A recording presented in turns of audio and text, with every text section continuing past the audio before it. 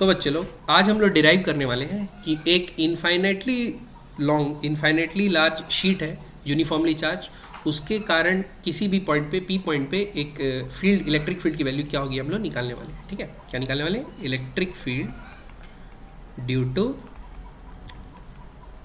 Infinitely large,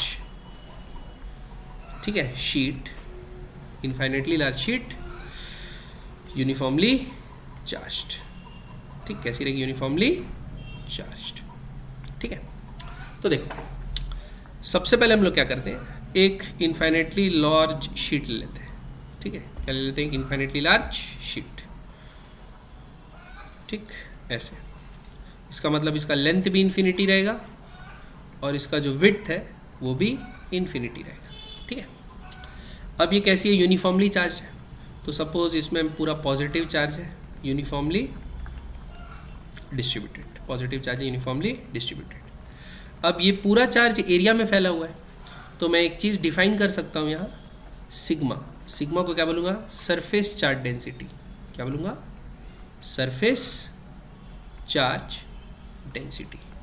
अब ये क्या हो जाएगी? Sigma surface charge density, charge per unit area. ठीक है, सरफेस चार्ज डेंसिटी हो जाएगी चार्ज पर यूनिट एरिया। मतलब अगर मैं क्या करूँगा, एक छोटा सा एरिया यहाँ पर ले लिया, सपोज ds, तो अगर मेरे को इस एरिया के अंदर कितना चार्ज आ रहा है निकालना है, तो मैं dq बराबर ऐसा निकाल सकता हूँ, सिग्मा इंटू ds, उसके एरिया से, जो भी एरिया है शीट में उससे मल्टीप्लाई कर दूँ। ठीक है, अब तो ये इनफाइनेटली लॉन्ग शीट है। अब इससे क्या करना है, मेरे को इलेक्ट्रिक फील्ड निकालना है। तो सपोज एक जनरल पॉइंट P ले लेते हैं जहाँ पर मेरे को फील्ड निकालना है। सपोज ये पॉइंट P है। ठीक, यहाँ पर मेरे को क्या निकालना है? इलेक्ट्रिक फील्ड निकालना है। तो क्या करता हूँ, इस P पॉइंट से इसकी सरफेस पे एक परपेंडिकुलर बना देता हूँ। ठीक, इस P पॉइंट से इसके सरफेस पे क्या बना दिया? एक परपेंडिकुलर ड्रॉप कर दिया। ठीक, और मैं बोल दिया डिस्टेंस क्या है? x, मतलब वो शीट से ये पॉइंट जो है वो कितने डिस्टेंस दूर है? x डिस्टेंस दूर है। ठीक है, परपेंडिकुलर डिस्टेंस कितनी है? x। ठीक, तो अगर मैं एक लाइन बनाऊँ इस पॉइंट पे ही सरफेस के अलॉन्ग, ये एंगल क्या है? 90 है। ठीक है, अब मेरे को यहाँ पर इलेक्ट्रिक फील्ड निकालना है। तो देखो, जब भी हमारा लीनियर चार्ज डिस्ट्रीब्यूशन रहता था, charge along a line distributed रहता था, तो हमारा एलिमेंट कैसा लेते थे? एक पॉइंट साइज का लेते थे जिसका लेंथ इन्फाइनेटली स्मॉल रहता था। ठीक है, पॉइंट चार्ज मानते थे उसको। अब यहाँ पर हम लोग को क्या करना है बच्चों? एरिया को इंटीग्रेट करके निकालना है ना। एरिया में चार्ज डिस्ट्रीब्यूटेड है, तो यहाँ पर हमारा जो एलिमेंट होगा वो लीनियर होगा, जिसमें उसका जो विड्थ होगा छोटा सा इंक्रीमेंटल होगा, उसी को बड़ा बढ़ा के हम लोग को इंटीग्रेट करना पड़ेगा। ठीक है, तो हम लोग क्या करते हैं, एलिमेंट कैसे चूज करेंगे?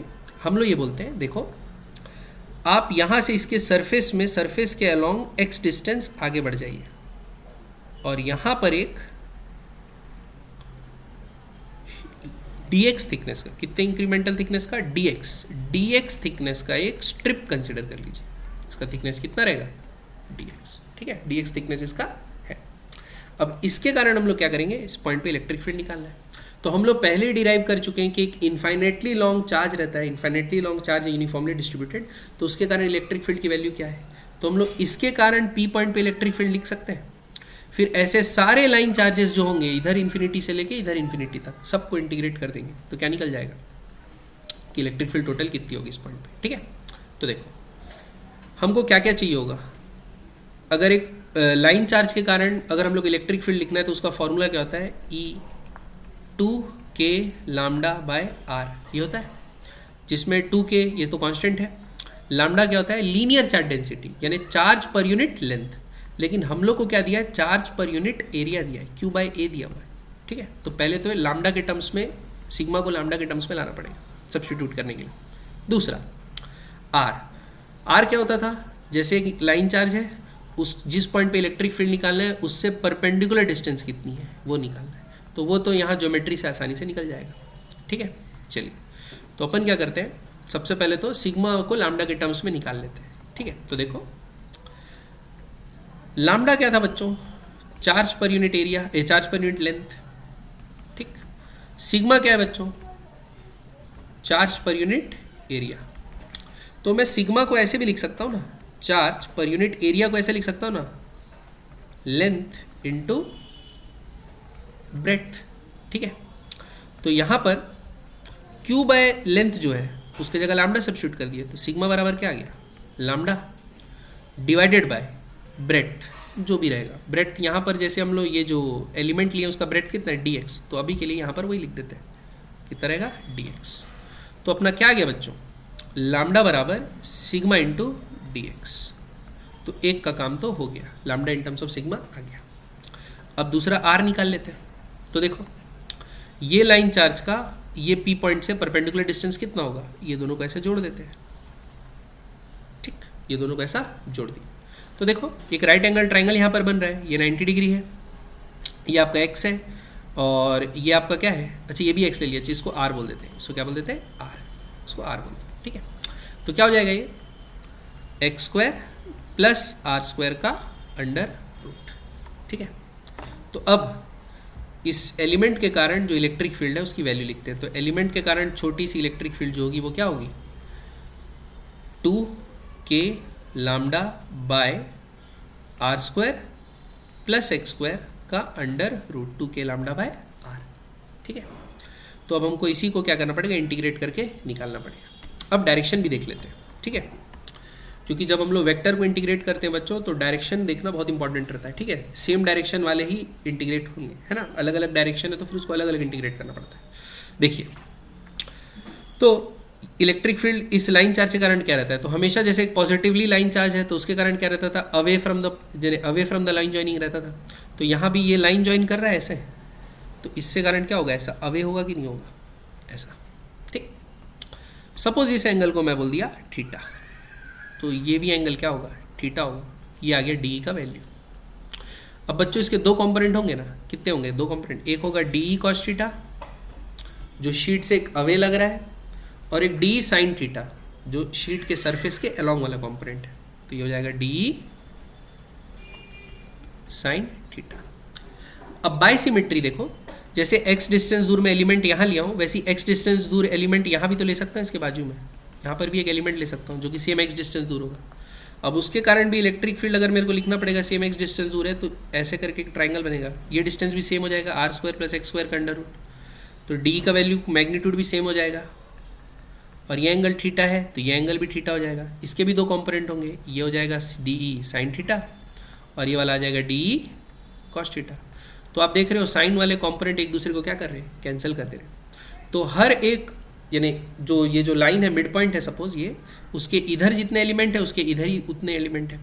तो इधर वाले एलिमेंट और उधर वाले जो सिमेट्रिकल एलिमेंट है उनका जो साइन कंपोनेंट है वो कैंसिल हो जा रहा है, और सिर्फ कौन सा ऐड हो रहा है, कॉस कंपोनेंट ऐड हो रहा है, ठीक। तो मेरे को अगर पूरी नेट इलेक्ट्रिक फील्ड निकालनी है, E net due to the sheet, तो मेरे को खाली इंटीग्रेशन करना है किसका, डी कॉस थीटा। ये साइन वाले तो अपने आप कैंसिल हो जा रहे हैं। अब सब्स्टिट्यूशन कर लेते हैं इसका। तो डी का वैल्यू क्या लगेंगे, 2k lambda by are square plus x square का under root into cos theta. इसका अपने को इंटीग्रेशन करना है, ठीक है। अब इंटीग्रेशन करने के लिए क्या करेंगे, देखो हम लोग को क्या दिया था, इनफाइनाइटली लार्ज शीट दिया है, क्या दिया, इनफाइनाइटली लार्ज शीट, और उसका चार्ज पर यूनिट एरिया दिया है ना sigma, charge per unit length तो नहीं दिया है लैम्डा। तो हम लोग को ये लैम्डा को सब्स्टिट्यूट करना पड़ेगा सिग्मा के टर्म्स में, जो मैं पहले से सब्स्टिट्यूशन बना लिया था। भाई लैम्डा बराबर क्या रहा था, सिग्मा dx, ठीक है। तो उसको सब्स्टिट्यूट कर देते हैं, तो क्या होगा 2k sigma dx into cos theta by are square plus x square, ठीक है, अंडर। अब देखो, अब यहाँ पर जैसे अगर मैं डायग्राम फिर से बनाऊँ तो देखो इस पी पॉइंट पे इलेक्ट्रिक फील्ड निकालना था, ये आर डिस्टेंस पे था, और ये हमारा एलिमेंट था, ये डिस्टेंस जो था वो कितना था, x, और यहाँ से यहाँ डिस्टेंस ये था। इस एंगल को अपन क्या बोल रहे थे, बीच वाले एंगल को अपन थीटा बोल रहे थे।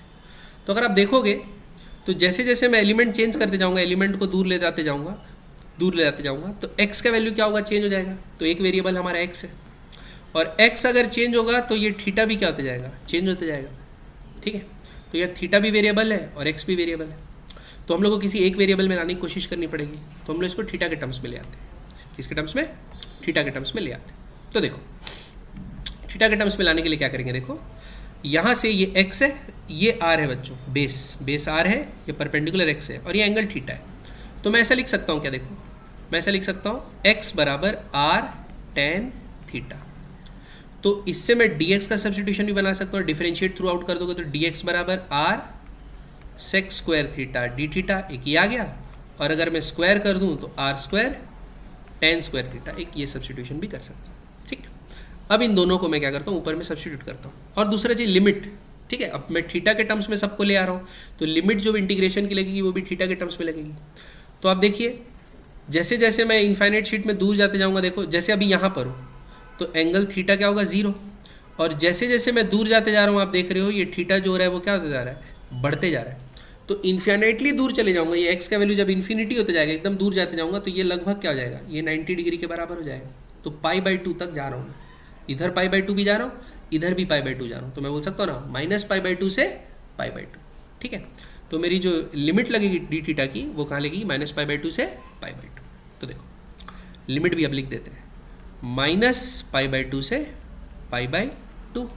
ठीक है, अब वैल्यू सब्स्टिट्यूशन करते हैं तो क्या आएगा, 2k सिग्मा dx, dx की जगह क्या आ जाएगा, r sec square theta D theta into cos theta divided by r square plus r square tan square theta का अंडर रूट। ठीक है, अब देखो ये इलेक्ट्रिक फील्ड की वैल्यू आ गई। अब ये जो है आर स्क्वायर कॉमन होकर बाहर आ जाएगा r, तो क्या लिख सकते हैं, 2k sigma r sec square theta D theta into cos theta, और ये चल रहा कहाँ से, -π/2 से π/2। ठीक है, और ये r बाहर आ गया, आर स्क्वायर कॉमन लेके बाहर लिख दिया, r बाहर आ गया, 1 + tan स्क्वायर थीटा क्या होता है, सेक स्क्वायर थीटा का अंडर रूट। ठीक है, अब देखो सब कट पिट जा रहा है, देखो सेक स्क्वायर थीटा बाहर आएगा, अंडर रूट से सेक थीटा हो जाएगा, एक सेक कैंसिल हो गया, सेक कॉस एक दूसरे का रेसिप्रोकल होता है, सेक से कॉस उड़ गया। ठीक है, अब 2k सिग्मा ये तो कांस्टेंट है, इसको बाहर ले लो। अब -π/2 से π/2 कौन इंटीग्रेट होगा, डी थीटा, डी थीटा का इंटीग्रेशन क्या हो जाएगा, थीटा, तो लिखेंगे 2k सिग्मा, और डी थीटा का इंटीग्रेशन थीटा होता है, तो कहाँ से लिखेंगे, upper limit π/2 minus lower limit -π/2, तो π/2 माइनस माइनस प्लस हो गया, तो क्या आ गया पाई, तो क्या हो गया 2k सिग्मा इंटू पाई। ठीक है, तो ये आ गई बच्चों नेट इलेक्ट्रिक फील्ड।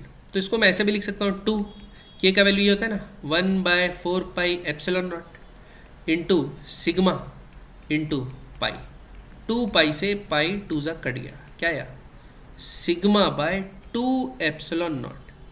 ये सिग्मा जो है वो कांस्टेंट था, मतलब सिग्मा कांस्टेंट क्यों था, चार्ज यूनिफॉर्मली डिस्ट्रीब्यूटेड था, तो चार्ज डेंसिटी यूनिफॉर्म हो गई, कांस्टेंट हो गई। Epsilon not permittivity of free space, ये भी कांस्टेंट है। मतलब इलेक्ट्रिक फील्ड जो एक लार्ज शीट के आसपास है वो सिर्फ यानी उससे कितना दूर अपन पॉइंट ले रहे हैं उस पर डिपेंडेंट ही नहीं है। इसका मतलब सपोज एक आपके पास एक इनफाइनाइटली शीट हो गई बच्चे लोग, तो उससे आप क्या करें, कितना भी डिस्टेंस r1 पे ले लें, या आप और दूर चले जाएं r2 पे चले जाएं, या और दूर चले जाएं r3 पे चले जाएं, फील्ड की वैल्यू σ/2ε0 σ/2ε0 σ/2ε0 इतनी ही होगी। हरी बात समझ में, σ/2ε0 ही होगी।